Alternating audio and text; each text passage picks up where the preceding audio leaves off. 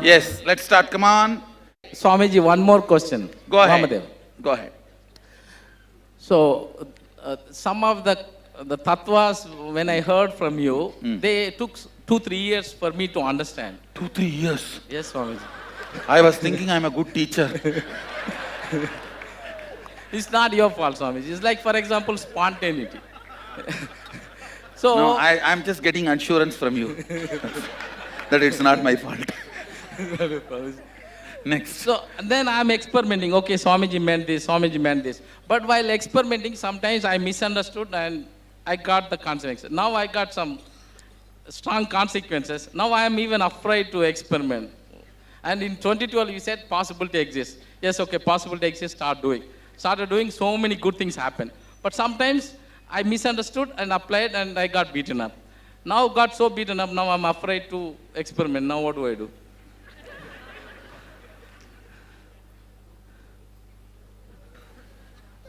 I think it is very personal, situation based. You ask me in the energy session, I'll answer. Okay. Because it cannot be answered plainly. Okay. I know what you are asking. Next. Agora. Agora. Agora. Yes, yes. Go ahead. Swamiji, liberation. What does it mean in terms of state of Yes. consciousness? Liberation dimensions means and establishing in Turyatita, establishing in pure space, and establishing in the Sadashivatva. Thank you. One more. Ananda Gandha, where does it put us? It puts you in Sadashiva. Door of the Sadashiva is Anandagandha. So, is there a possibility that's where we go Yes. once initiated? Once? Once initiated. Yes. You directly go into the space of Kailasa. Everybody. Anybody who is initiated into Anandagandha.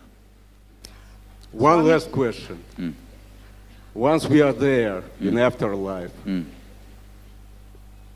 do you have Sadashivohams there? And you teach? I should say that space is Sadashivoham. So You are no- having Sadashivoham to be there. After being there, it is Sadashivoham. Okay, so no programs. No programs. If you want to enjoy, come on, come and sit with me. That's all is the program. Good. There is, see, there, I should say, you will not find space of non-oneness, so you do not need to be reminded about oneness. Here, see, creation, maintenance, destruction, delusion, liberation. In these 5, these 4 can be done without your support. After your consent, you are not created. After your consent, you are not maintained. After your consent, you are not destroyed. After your consent, you are not put in delusion. But for liberation, your consent is required. That is why I come down and ask you to I know. understand. Thank you very much. The other 4 actions, I do it from that space itself. 5th, I have to cajole you. Oh, please, please, come on. Let's do it. Swamiji. So there's no non-oneness, so no need for anything else. Satyajata. Satyajata. Satyojatam. Satyajata. Yes. Swamiji, Yes. I've heard various versions of Samadhi today. Various? Versions means types. And I was very curious. I've heard Alu Samadhi, whatever, I get that. What I'm more interested in is the nap. Isa? Nap. A power nap. So in context of a Samadhi, and in terms of efficiency, there's been a lot of research on napping. And some people think it's a genetic trait. People can nap very quickly. How would you, for people like me, how would you suggest I should do this? See, this nap is nothing but a simple falling into tamas. I will not give any credibility because of universities wasting their money because they have it and waste their time and energy instead of having a nap doing this, I will not give any credibility for any of this power nap other than just simple falling into tamas. So, as a follow-up, is there an efficient way to do it? For instance, would you reduce your TPS? Because meditation. Samadhi means a few minutes of unclutching, completion, can create the effect of conscious nap.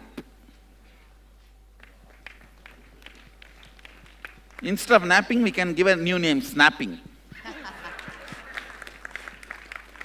Snap your length and breadth, that's the real napping.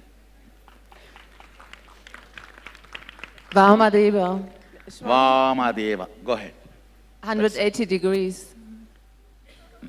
Go ahead. Thank you. Well, first of all, thanks for this amazing program. I had a lot of resistances and they're melting. And this morning during yoga, golden amrit was dropping from the ceiling. I felt. Thank you. Now, my question, How many of you had a cultural shock, resistance, and now enjoying the program? Thanks for your patience. Thanks for trusting me and waiting without running away or leaving or escaping. Great. now my question is about... How much you are thankful to me, same way I am thankful to you for giving me a chance. See, I know I am too much, understand? I know I am overwhelming. Even one satsang, my YouTube satsang is enough to overwhelm you for life. Not for the day, overwhelm you for a life. Sometimes one YouTube satsang is enough, your day will be made or your life will be made. Same way, one YouTube satsang is enough, you will be overwhelmed for a day or you will be overwhelmed for a life. But you have given me a chance means I should be thankful. Go ahead. Well, thank you.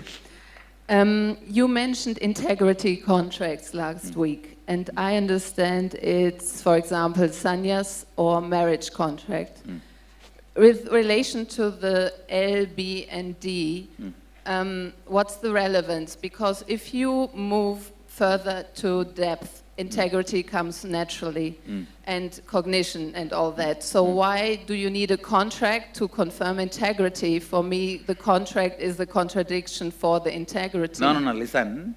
If you move towards deeper states, surely integrity comes. But you don't move, what to do about that? If you don't move. Usually you don't move. So, Well, usually, reminding- but if you move, if you're already in depth, why do you need another contract to confirm integrity? Now, first thing, now you are asking me or you? Well, you, for example, yeah. What is the question you are asking me? Come on, directly ask. Okay, you're in depth. You have total cognition, consciousness, and the whole package. Now, why do you need a contract to confirm that? Because sannyas contract is nothing else confirming what you already have So, naturally. what I am saying, you are asking, why should I take sannyas? First thing, this traditional sannyas helps many people to reach that depth. As a method to teach them, I am making a statement by having it. Oh, and you don't limit yourself by that. Surely I am beyond sannyas. Okay. And just one more question. Marriage contracts, in a way, if two come together from a conscious state or conscious beingness, why would there be a requirement for So you marriage show me like contract? that one example, then I'll ask them this question and then I'll answer. Thank you. Satyojada. Swamiji? Satyojada. Next. Satyojada, Swamiji. Satyojata. Actually, there are two people from Satyojada. I'll listen to both. Come on, first. Swamiji. So this is about saying yes to life and engagement that you yesterday talked about. So there was a discussion about a person can do multiple directions work, 4 hours of engineering, 4 hours of different fields of work. So I myself have switched so many fields and I've faced that and we can do it. what many people, including myself, face is saying yes to life. I wanted to do, and my intention is always saying and engaging. The one that struggles is there's sometimes the tiredness or sleep that comes into. See, that is tiredness and sleep is nothing but denying yourself and non-engagement. That needs to be addressed with passion to engage with life. So You want all the benefits of engaging with the life without engaging with the life. right. So here, Many times people come and tell me, oh, I'm not interested in money. If I ask, no, if it comes in lottery, oh, then okay. Then tell very clearly, I'm not interested in working for money. Don't say I'm not interested in money. Understand? Many of the time we want the results of engaging with the life, but we don't want to engage with the life. yes, Swamiji. So on that note, on the physical limitation, the tiredness, so for example, sleep. Physical limitation is nothing but your imagination. So but definitely we need After your. working 13 years, almost average 18 hours a day, I'm making this statement. I'm not making it by lying down on the couch all the time. Yes, Swamiji, for the I am people. not making this statement as a couch potato. For the people who are yet to be enlightened. So No, oh God, now that is the next problem. See, it is not about because you are enlightened, it is about your decision to engage with life. great. Thank you, Swamiji. That is one thing they manage. Any example I give from my life, no, you are separate, you stop. You don't enter into our realm. We will not enter into your realm. Swamiji, ever since you came to yoga 3 days ago, all of us are electrified. We're not dragged down like we were before. So I was hoping that you would come the rest of the days that are left. Sure. For, Done.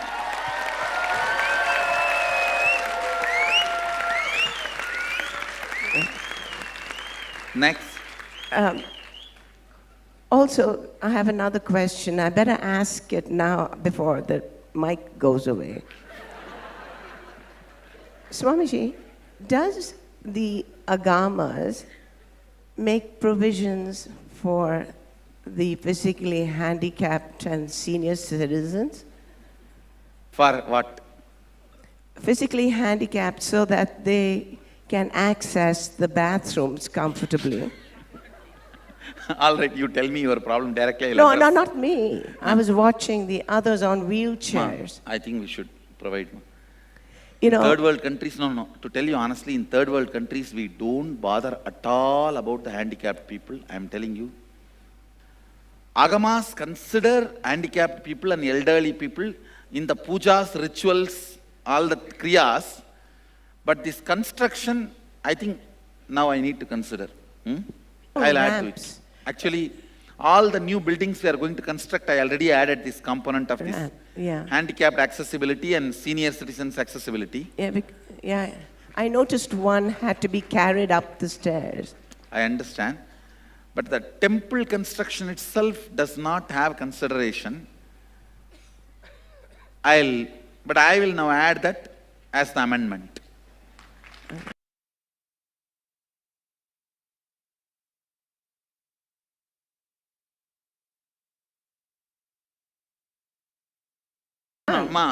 I see, what I am saying, Nityananda Yogam is only an invitation.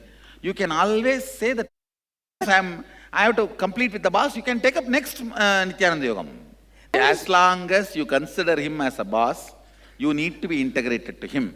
No. If you feel at some time I am the only boss, you do not need to be considered to him.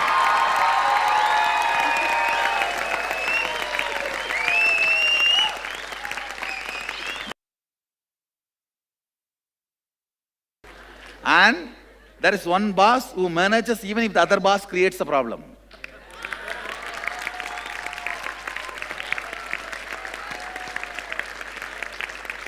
And if you are not able to catch that, don't worry, come for the next batch. That's all. This boss, if you are bold enough to rush, he manages the other boss.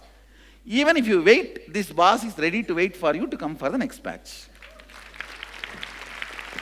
Satyo Jata. Swamiji, you explained about time. I'm a little confused because when you related mass to time, I could not understand. Sorry, when you? Mass. You said mass can be considered time or something like that. You said yesterday. When mass starts moving in the space, what is generated is time. Okay. Okay. The other confusion See, is. listen. Yeah. This churning of the Milky Ocean. Visualize. Tortoise, the Meru hill on it, and on that Brahma, above that Sadashiva. Brahma is the length, ocean is the breadth, and the tortoise is the space.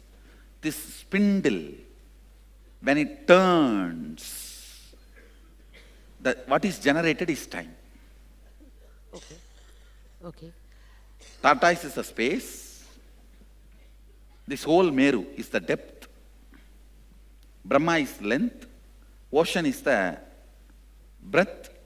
When this spindle moves, what is the friction generated is time. Okay. So this is not related to the 24-hour clock at all? No. Okay. And to things like... Clock is false.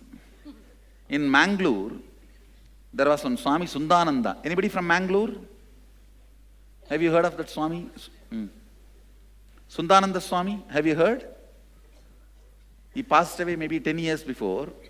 He is one of the rare enlightened beings I have met. He was part of an organization and enlightened being.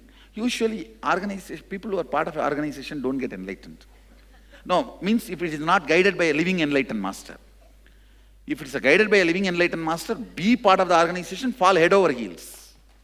If you are not part of the organization, you will never get enlightened. With a living master. If there is no living master, if you are part of the organization, you will not, because the organization is dependent on who is heading it. So this Swami is part of an organization who is not run by an enlightened being, but enlightened being.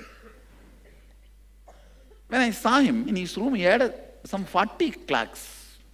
One was showing 1:30, another one 2:30, 1 o'clock, another one evening 9 o'clock, one night 10 o'clock. All. I asked him, why this Swami? He says, whatever time I want it to be now, I will consider that watch as right.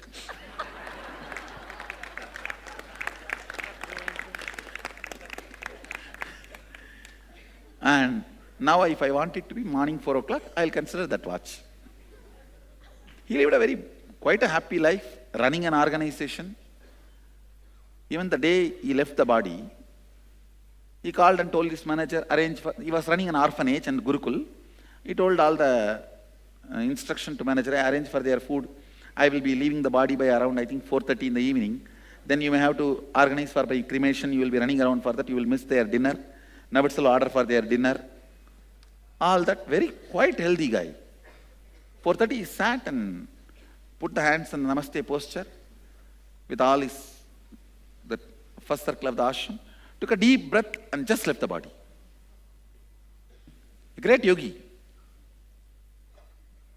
The essence I received by being around him is time has no meaning as you understand in your day-to-day life. Other than your own psychological patterns. Oh, it is 11 o'clock. If I don't sleep, tomorrow morning my eyes are going to become red and I'm going to have this, I'm going to have that. My face will look like a ghost and I'll be looking around like this. Swamiji, you're reading my mind. That is the only problem. Other than that, nothing.